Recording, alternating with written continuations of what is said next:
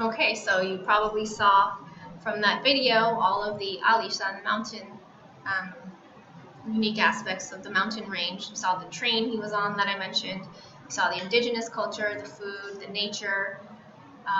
So that was the government's or the Tourism Bureau's strategy of working with influencers this time, not celebrities, but an influencer to highlight their theme for their tourism year. Okay, so it's very similar to that, right? Where we're using influencers now, people who are very famous on social media. Actually, most travelers, up until pre-COVID, they would rely on social media heavily to decide which destination they would choose to travel to.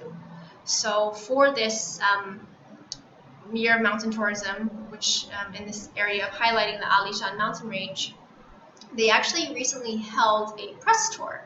And this was just a few weeks ago. Again, I'll talk more about how Taiwan, never went on lockdown because of the controls that we put in place to control COVID.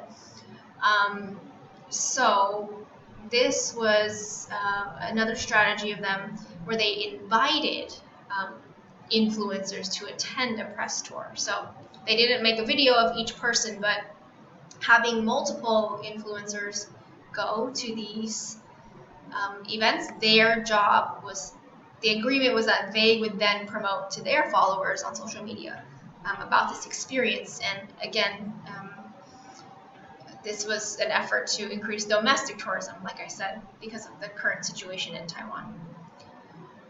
So I was actually invited as an influencer. I said in the beginning that I'm a social media KOL here, so I invited by the Tourism Bureau to attend this tour. And because I had to make content around it and disseminate this to my followers, I thought I'd show you guys the video that I made myself of the tour.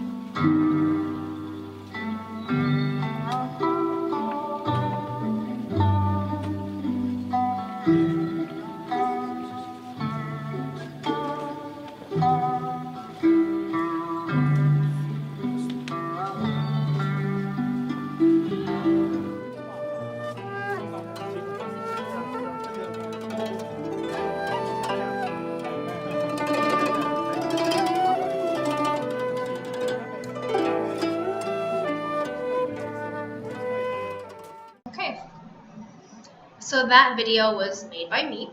It was part of their strategy to invite influencers to a press tour that highlighted the Alishan mountain range. And as a result, they got influencers like me who made all kinds of content similar to this video. I posted it on my Instagram, my YouTube, my Facebook, and that was their way of promoting it domestically.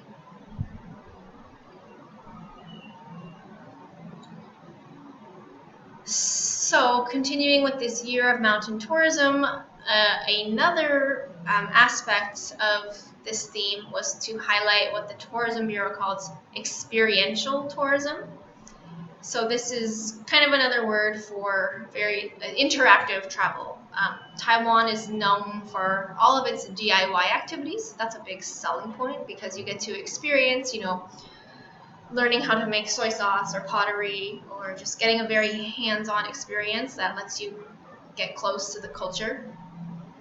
So again, this is another video I made as part of the same tour, as part of the strategy to get influencers to go on the tour and promote the tour to their followers.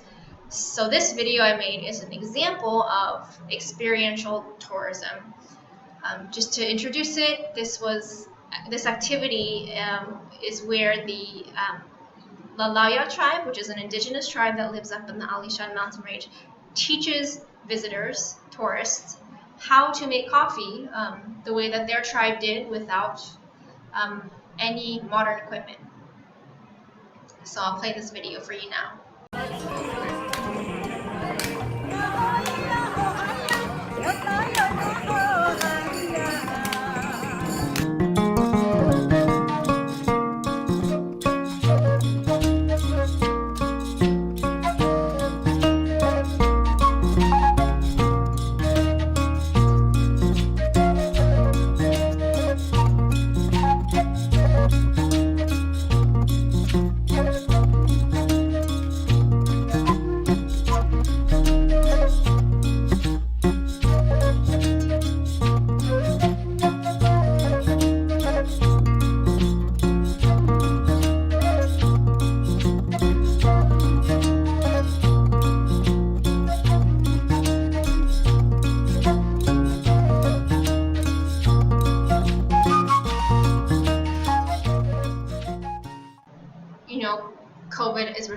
restricted the number of foreign tourists that can travel to Taiwan.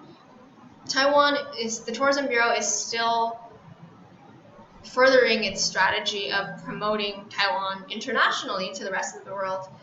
Even though people can't come in right now, of course we expect that the market will open up again, and so we do want to keep pushing this and showing parts of Taiwan to the rest of the world. So that's the same that we did this year in 2020 for the Year of Mountain Tourism. We still did an international collaboration. Basically, we had a PBS director who had been here before. We filmed this before COVID happened, of course. He made a film about Taiwan's mountains, and this year he entered it into I guess it's a tele award competition, and it won an award. So that was one way that we still were able to promote this Year of Mountain Tourism internationally, even though we cannot actually host international tourists at the moment. Okay, so just to recap, from 2017 until 2020, Taiwan implemented this theme of sustainability across its tourism initiatives. So 2017 was the Year of Ecotourism. Again, that was promoting all of nature, the fireflies, the butterflies, the ecology of Taiwan.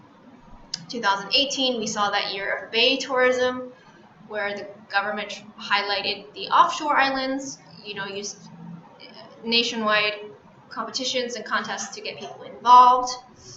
And that was also the year in 2018 where they rolled out their multi-channel marketing approach, where they worked with Michelin Guide, they worked with local transportation, they worked with celebrities, they invested on their tech. 2019 was the year of small town tourism, again, using local resources, getting the community involved, providing money to these small towns and municipalities to provide events for these tourists and creating a cash incentive for people to go and visit.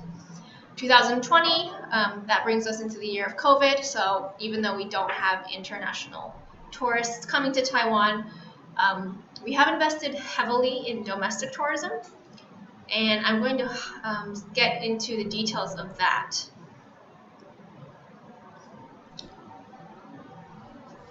So just to give you some clarity about the situation in Taiwan.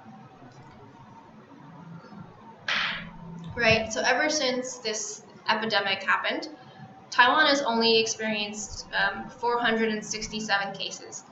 That's less than 500 cases in a population of 23 million. Our government was very, very quick to act and respond to this epidemic with various measures. And as a result of that, we only experienced 7 deaths as well to date. Now, people who do come into Taiwan, it doesn't matter if you are a citizen, a foreign resident, a diplomat who's allowed to come in during these times, you are still required to undergo a 14-day quarantine. So when you guys come here, you will also do this 14-day quarantine, and that's to ensure that the country remains safe.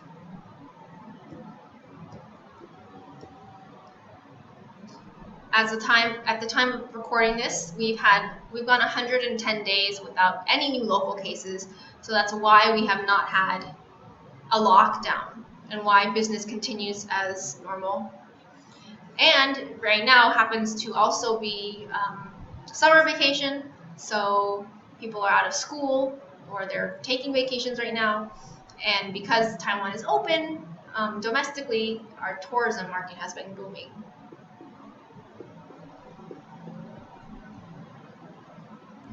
So with that, the government is going to highlight what's called a cross-area overnight travel theme to promote domestic events that happen across the island.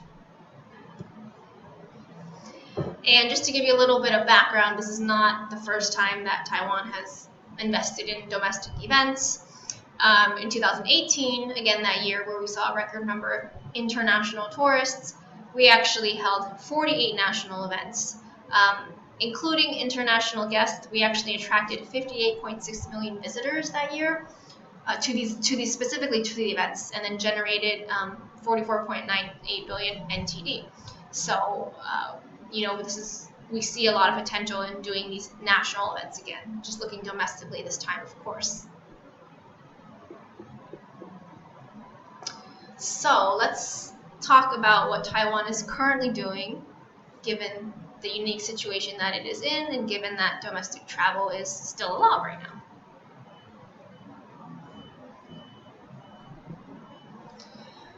So the Tourism Bureau has recently rolled out its domestic tourism plan.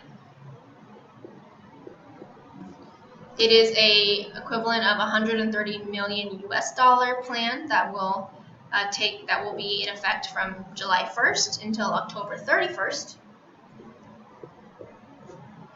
And under this plan, there are a lot of basically subsidies. So this applies to Taiwanese citizens, individual vacationers. They get a hotel subsidy basically of around US $30 for visiting any place in Taiwan. So they get to use this NTD of $1,000 or US equivalent of $30 towards a hotel stay anywhere in Taiwan. So that's a one-time thing. But if you go to any of the outlying islands, remember the ones that were promoted in 2018, you actually get double that amount for your hotel stay. So you get around 60 USD to use at a hotel at the outlying islands.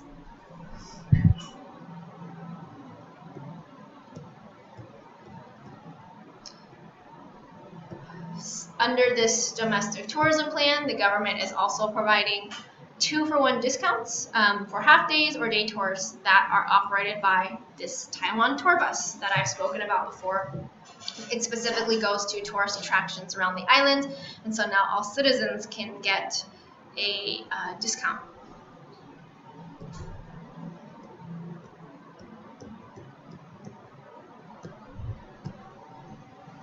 Another thing that the Tourism Bureau is doing under this plan is for citizens born on or after July 1st, 2001, they get unlimited free admission to any of the participating amusement parks from now until August 31st.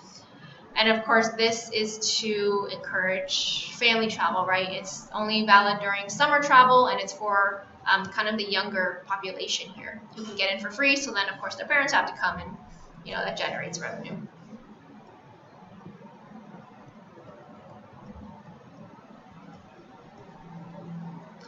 So Taiwan's domestic market is actually pretty big on group tours. You see a lot of those big, like double-decker tour buses, I guess, around the island. That's because Taiwanese people do like to travel in groups. And so under this plan, people who go on group tours will also benefit.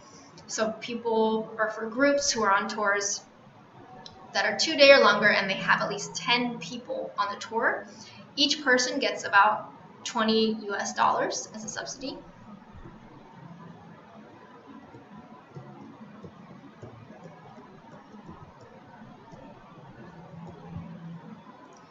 And these group tours, people who go on group tours, especially to these outlying counties and these outlying islands, they get even more of a subsidy.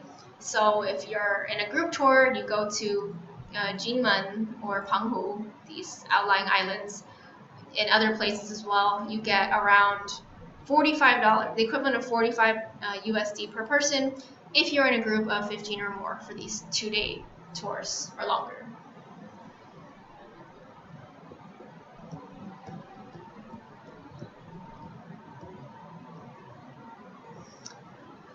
So to help with this domestic tourism plan, of course, the government is directly aiding the county governments.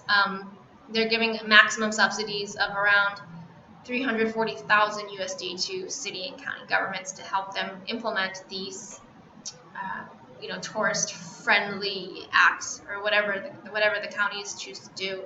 They're getting aid for that to help with the tourists that come.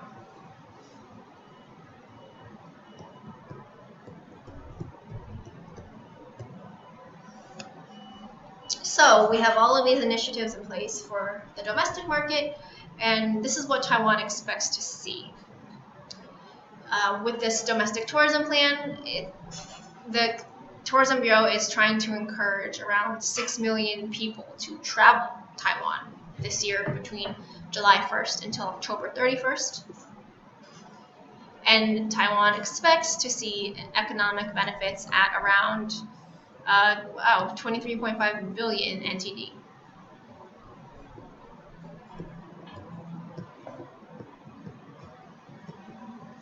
So we do have some actual results. The latest is as of July 21st.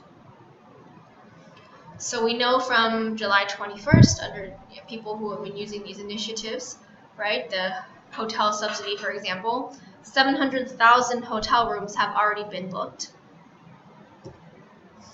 And they have been accommodating already 1.75 million tourists around the island.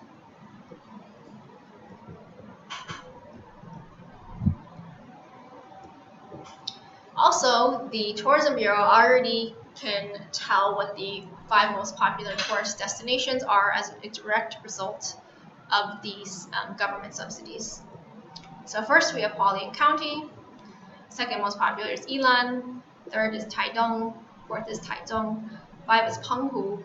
And what's interesting about this and how we know that the domestic tourism plan is working is that 4 out of 5 of these places are actually either an outlying island or an underdeveloped county or small town. So the fact that people are traveling to these areas is telling that they're actually using the government subsidies and they're actually going to the places where the Tourism Bureau is encouraging them to go.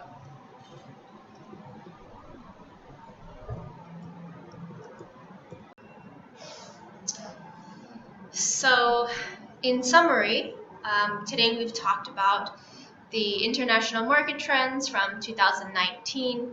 We've talked about Taiwan's trends from both pre-COVID and post-COVID, which is really now. As you saw from the trends in Taiwan 2017 to 2020, they were all based on the sustainability theme. And actually this sustainability theme allowed Taiwan not only to thrive internationally, like attracting more international visitors, but it also reinvigorated the domestic market.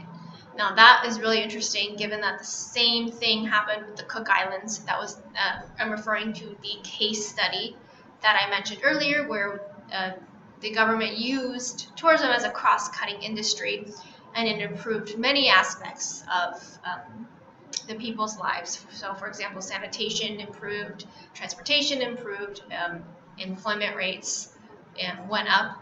So this theme that we're seeing across the world was actually beneficial to domestic markets.